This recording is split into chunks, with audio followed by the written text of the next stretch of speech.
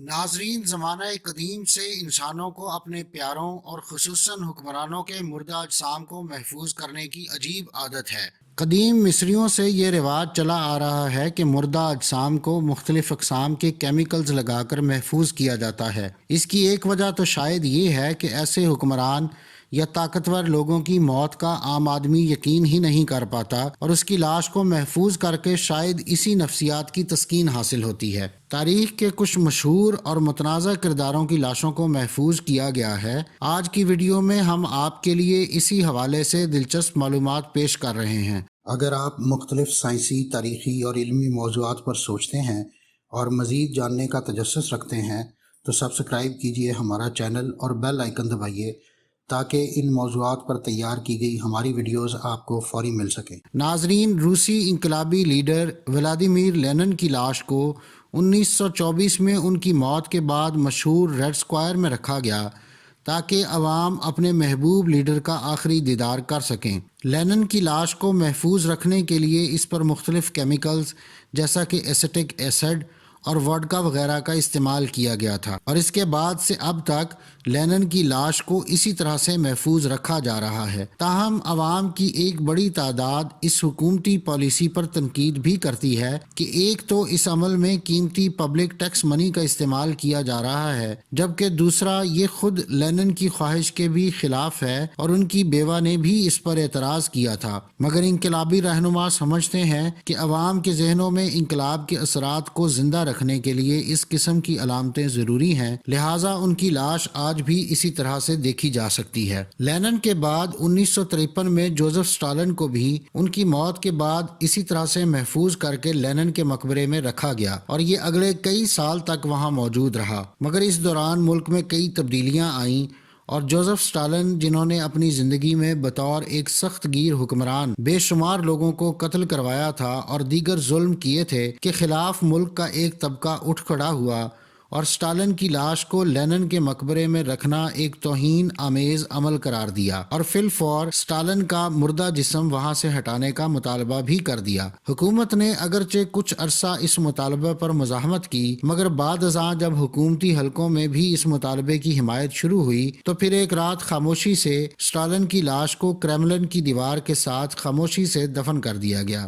عشروں تک ملک کے سیاہ و سفید کے مالک رہنے والے اس طاقتور حکمران کو بغیر کسی فوجی اعزاز اور پروٹوکول کے چوروں کی طرح دفن کر کے جان چھڑائی گئی۔ روسیوں سے سیکھتے ہوئے شمالی کوریائی لیڈر کم جونگ ایل کی وفات کے بعد مردہ جسم کو محفوظ کیا گیا اور اس کام کے لیے انہی روسی ماہرین کو بلایا گیا جو لینن اور اسٹالن کے مردہ اجسام کی دیکھ بھال کر چکے تھے۔ کم جونگ کا جسم ایک شیشے کے باکس میں رکھا گیا ہے اور صرف چہرہ ہی نظر آتا ہے، جبکہ باقی جسم شوخ سرخ رنگ کی ایک چادر میں چھپایا گیا ہے۔ بکس کی بناوٹ میں استعمال ہونے والا شیشہ خصوصی قسم کا ہے تاکہ روشنی کی شعاعوں سے جسم کو نقصان نہ پہنچے۔ لاش کو محفوظ رکھنے کے لیے ایک خطیر رقم خرچ کی جاتی ہے، جبکہ اس مقبرے کا درجہ حرارت کنٹرول کرنے اور دیگر موسمی اثرات سے بچاؤ کے لیے انتہائی قیمتی مشینری بھی لگائی گئی ہے۔ ناظرین، اگلے رہنما کا تعلق ویتنام سے ہے۔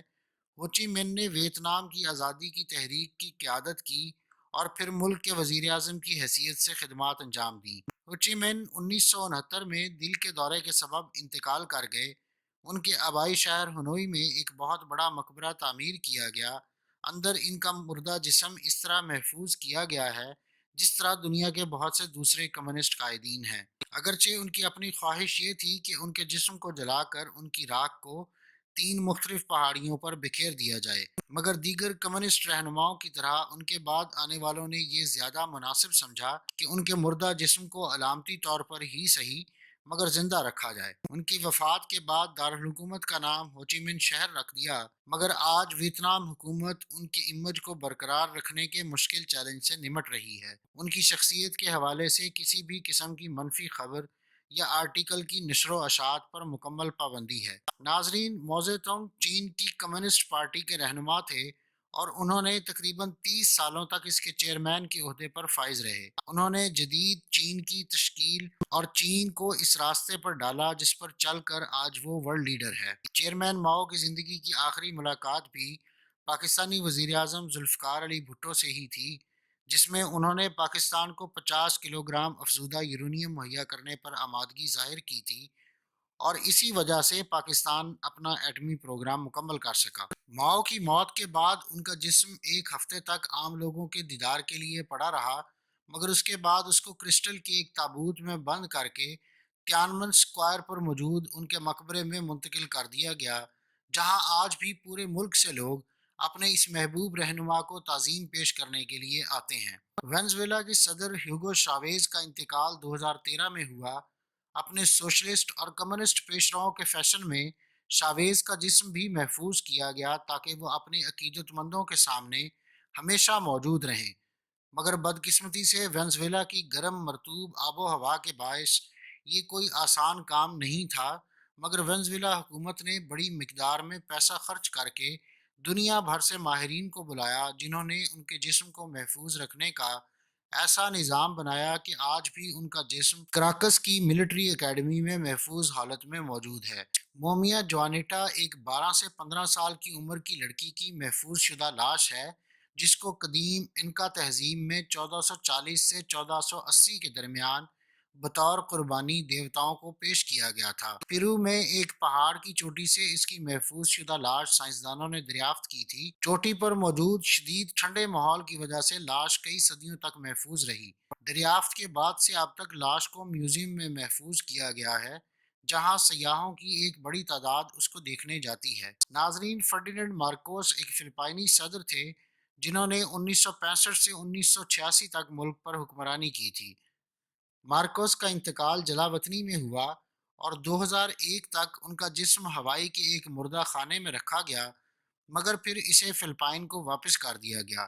ان کی اہلیہ آئلڈا نے اسے فوجی اعزاز کے بغیر دفن کرنے سے انکار کر دیا، لیکن شہریوں نے بدعنوانی اور کرپشن کے الزامات کی بنا پر مارکوس کو فوجی اعزاز دینے، یہاں تک کہ فلپائنی سرزمین پر دفن کرنے کے کسی منصوبے پر بھی شدید احتجاج کیا۔ اسی وجہ سے مارکوس کی لاش کو شیشے کے ایک باکس میں محفوظ کر کے ان کے آبائی گاؤں باٹاک میں رکھا گیا ہے۔